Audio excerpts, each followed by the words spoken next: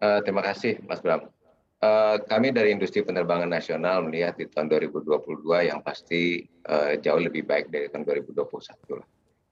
Di mana tahun 2021 ini kan ada varian Delta yang masuk pada saat itu, sehingga bed occupancy ratio-nya cukup tinggi seperti apa yang disampaikan oleh pemerintah. Tentu ini bukan hanya sekedar menghambat industri penerbangan, tapi masyarakat juga khawatir untuk melakukan kegiatan penerbangan. Namun kita lihat respon pemerintah yang cukup positif berdasarkan hasil survei di lapangan oleh Kementerian Kesehatan jelang Nataru kemarin, bahwa angka penyebaran COVID di akhir tahun 2021 kemarin sudah rendah. Oleh karena itu PPKM diturunkan ke level 2 sehingga masyarakat bisa kembali melakukan kegiatan penerbangan, yang mana protokol kesehatan tetap diterapkan, dan juga distribusi vaksin yang sudah secara masif dilakukan di Indonesia, tentu ini menjadi game changer, sehingga di tahun 2022 ini diharapkan jauh lebih baik daripada tahun 2021. Dan hal ini juga Baik. disampaikan di dalam white paper yang disusun oleh INAKA dan Universitas Padjadjaran, di mana tahun 2022 market bisa tumbuh 50% dibandingkan tahun 2019, dan 2023 diharapkan jauh lebih baik lagi. Baik, Pak Denon, ini kan kalau kita perhatikan juga begitu ya, banyak perusahaan maskapai yang kesulitan keuangan di tahun 2020 dan juga 2021 kemarin. Tapi kalau kita perhatikan juga ada juga maskapai baru yang masuk ataupun hadir di Indonesia. Apakah memang ada potensi yang lebih besar lagi begitu ke depannya? Saya pikir kalau soal masalah yang tutup sementara atau tutup ini memang terjadi juga di negara-negara lain, bukan hanya di Indonesia. Karena memang pandemi yang berkepanjangan hampir 2 tahun ini membuat masing-masing korporasi mengambil keputusan untuk berhenti beroperasi dalam kaitan efisiensi dan efektivitas dari kinerja perusahaannya.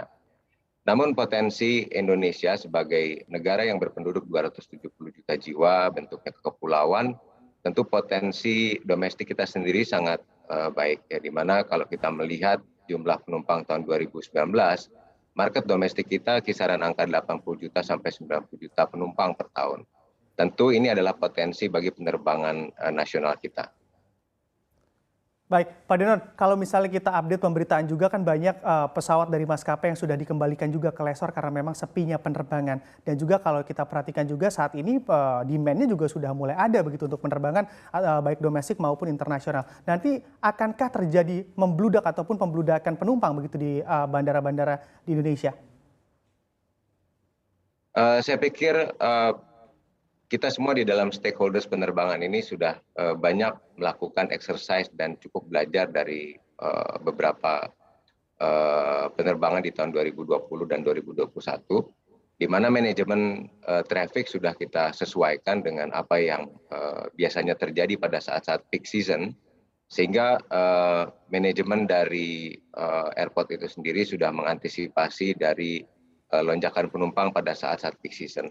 Dan ini saya pikir juga dikaitkan dengan beberapa maskapai yang selama ini sedang melakukan proses negosiasi B2B.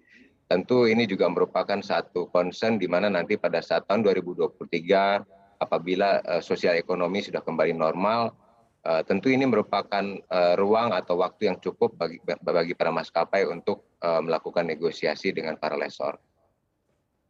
Baik, Pak Denon, tadi kan juga disebutkan begitu ya untuk target di tahun 2022 ini untuk penerbangan akan meningkat begitu hingga 50%. Tapi kalau kita lihat begitu di Januari ini peningkatannya sudah berapa sih Pak Denon? Terutama di jelang Nataru kemarin ya, di Desember ini, kalau lihat dari pergerakan penumpangnya, saya kira di atas 3 juta untuk di bulan Desember. Ini menandakan bahwa masyarakat sudah kembali kepercaya melakukan penerbangan kita dalam kaitan kekhawatiran atas penyebaran COVID itu sendiri. Di mana kalau kita sama-sama ingat di tahun 2020 di pertengahan bulan Juni Juli itu masyarakat enggan melakukan kegiatan penerbangan karena dianggap penyebaran COVID ini membahayakan para calon penumpang. Nah, saya lihat di tahun 2021 akhir masyarakat yang tingkat okupansinya di atas 3 juta per bulan, ini menandakan bahwa masyarakat sudah kembali percaya menggunakan maskapai untuk melakukan kegiatan penerbangan. Jadi saya pikir di atas 50% walaupun aturannya sudah dibuka sampai 100%. Ya, tergantung nanti bagaimana maskapai bisa menyiapkan armada lebih untuk mengantisipasi animo masyarakat yang sudah kembali menggunakan maskapai kembali.